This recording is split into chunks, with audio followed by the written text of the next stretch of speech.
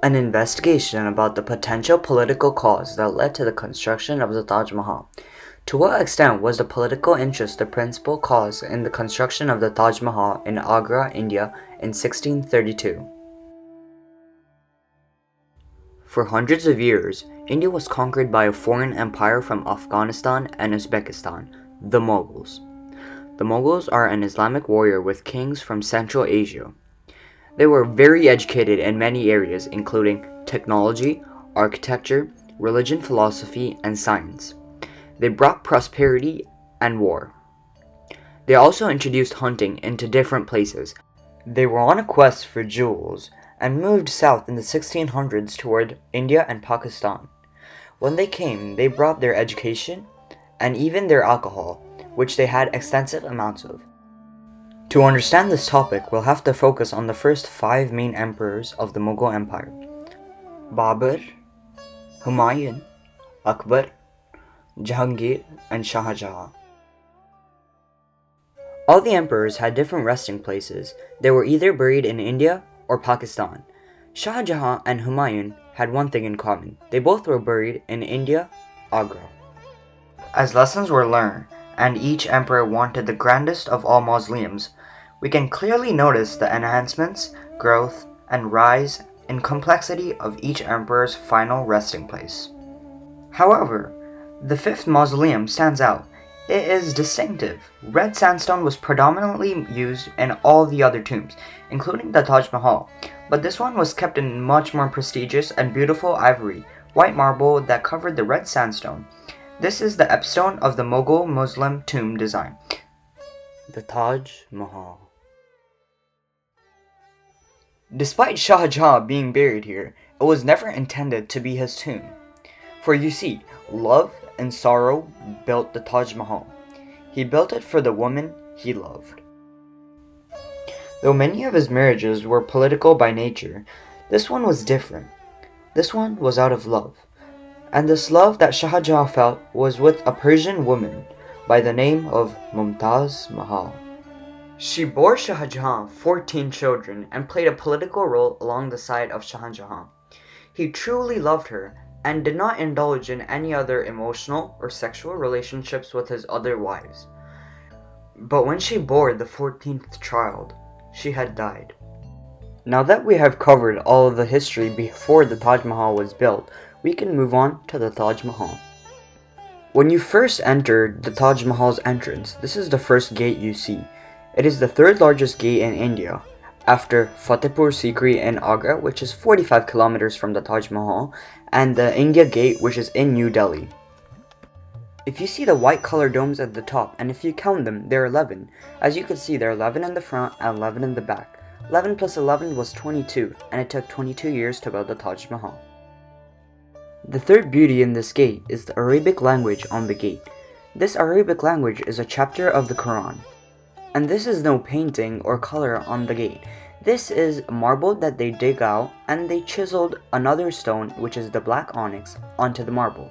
They did this individually for each letter. When you first walk through the gate, you are set with tunnel vision, which is an optical illusion which makes it seem like the Taj Mahal is moving further away from you as you're moving closer to it. If you take a look at the Taj Mahal, you can see all the towers are leaned outside in case any destruction like earthquakes or anything else happens to the ground. They will fall outside, not damaging the Taj Mahal itself. When you first go through the gates, you end up near the gardens near the pavilions. You can even see the amount of detail that they put into the mausoleum from outside. The line in front of the gate leads all the way to the front entrance and all the way to the mausoleum. It is symmetrical and goes all the way to Mumtaz Mahal's grave. As we move closer to the Taj Mahal, we can notice the detail and complexity within the designs on the Taj Mahal. This then takes us to the octagon-shaped entrance where we can see all the designs.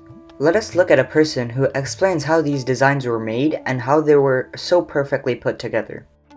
You can see letter bottom to top, size of the letter font. It looks like a same, but it is not same. They are in the V shape like that. Bottom is smaller, top it's bigger. If the same size letter you can't read easily top, That's why architect make in the V shape.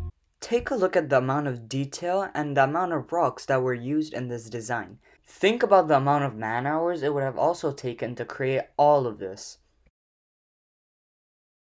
Shah Jahan and his wife were both Muslim, so there are verses from the Quran put onto the Taj Mahal. These are two plates that use the same method that was used on the Taj Mahal but in a smaller scale. They sell verses from the Quran and even designs of the Taj Mahal and flowers that were like on the Taj Mahal. 28 different stones are used for inlayings such as carnelian, agate, turquoise, lapis lazuli, coral, onyx, cat's eye, jade, bloodstone.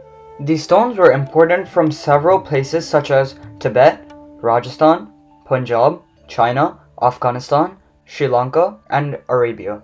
There are two things that you see when you enter the Taj Mahal, the smaller one being Mumtaz Mahal's symmetrical tomb, and the big one that is unsymmetrical, Shah Jahan's tomb.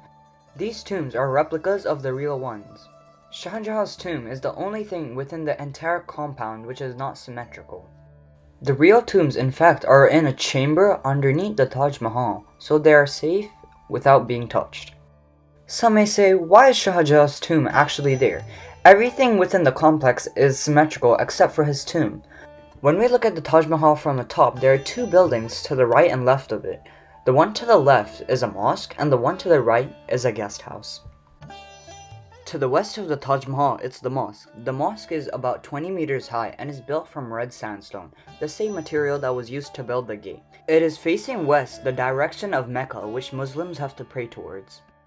As you can see, on the other side of the Yamuna River, on the other side of the Taj Mahal, there is a symmetrical garden which is on the other side. Some may say this is just a garden where you can just see the Taj Mahal from. But this garden is flawlessly aligned with the Taj Mahal on the other side. Legend says that this was the foundation of the Taj Mahal which was supposed to be on the other side of this one. It would have been a pair of Taj Mahals next to each other. But his plans never worked out as he had died before he could do so. The Taj Mahal was built for two reasons, a religious reason and a Mughal reason. During the Middle Ages, the Mughals built the Taj Mahal itself to signify a settlement and create one of the biggest tombs in the world. The Mughals were trying to build a symbol of paradise and made the tomb itself a very significant place for the Mughals by adding gardens and making money from the palace. An overall evaluation of the provided evidence gives a strong reason to believe that it is not just built for his wife, but also for the dynasty as a sign of paradise. Although it could be difficult to make a strong case for either side of the Taj, there could have been many reasons why the tomb was built. There is evidence to both sides that indicates that. Although there is some evidence to entertain a counterclaim that Shah Jahan built the Taj out of love, evidence as a whole indicates that there were more than one reason to build the Taj Mahal.